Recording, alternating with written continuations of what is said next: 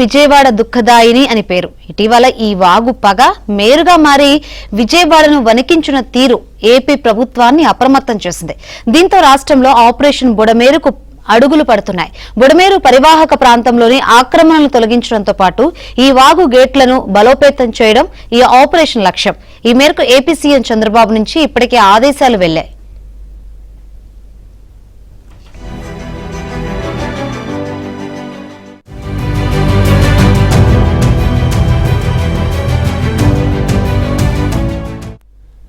బుడమేరుకు 3 చోట్ల గండ్లు పడడంతో వరద నీరు విజయవాడను ముంచెత్తి బీభత్సం సృష్టించింది.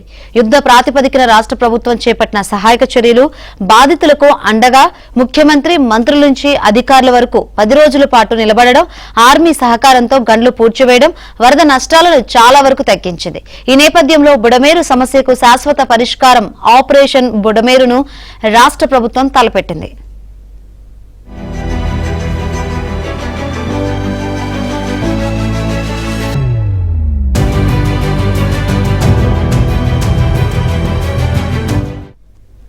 ఆపరేషన్ బుడమేరులో భాగంగా వాగు పరివాహక ప్రాంతంలోని ఆక్రమణలు తొలగించనున్నారు.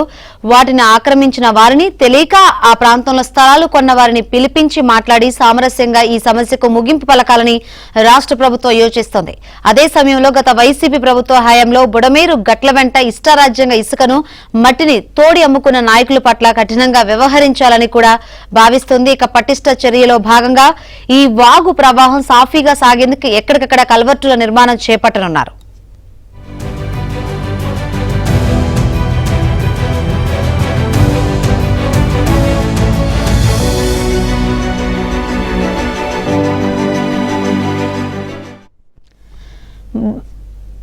బుడమేరుకు వచ్చే వరద నీరు 15,000 క్యూసెక్కులుగా ప్రభుత్వం అంచనా వేస్తుంది. అసాధారణ రీతిలో భారీ వర్షాలు పడడంతో ఈసారి మాత్రమే బుడమేరుకు రికార్డు స్థాయిలో 45,000 క్యూసెక్ల వరద నీరు వచ్చి చేరింది. దీన్ని దృష్టిలో ఉంచుకుని భవిష్యత్తులో బుడమేరుకు దాదాపు 37,000 క్యూసెక్ల వరద నీరు వచ్చినా తట్టుకునేలా విస్తరణ పనులు మొదలు పెట్టాలని ముఖ్యమంత్రి ఆదేశించారు. దీనికోసం డిపిఆర్ రూపొందించాలని నిర్దేశించారు. బుడమేరులో బలహీనంగా ఉన్న గట్లను ముందుగా గుర్తించాలన్నారు. వాగుకు గండ్లు పడిన చోట రిటైనింగ్ వాల్ ను నిర్మించాలని ఆదేశించారు.